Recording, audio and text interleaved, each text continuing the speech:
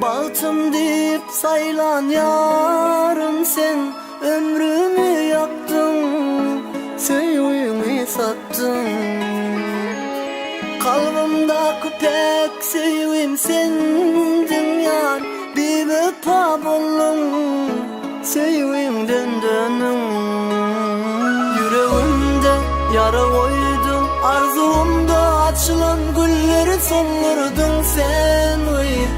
İslemenin ne git, geçmişte kaldım, yalanlarından yadadım inni bir vefa yar, sevgimizi ettin kan. Men hiç gelir ötmedim beyle harafatlı gün, sabırdan kefeni doldurup yine bıraktım. Erkidip bilemok sonra yan güneli kim, sen üçün yalandan bakanadı her kim. Yüreğimde sevgi yok, baylıktı gereğim, gamız sosu bu çarkı pelegin, ayağımda saklaptım eyesi de yüreğim. Yok o dünyamden görünmesin görküm.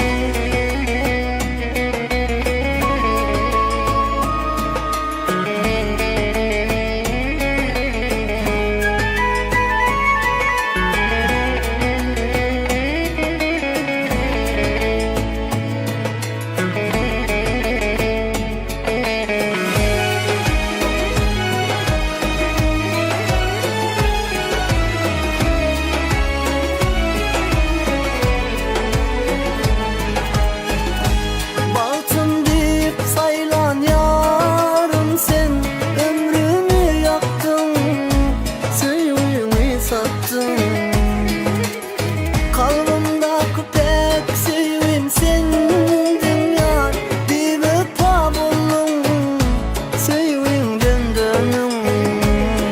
Yüreğimde yara koydum, arzumda açılan gülleri soldurdun sen. İslemenin ne git, geçmişte kaldım, yalanlarımdan yadadım inni bir vefa.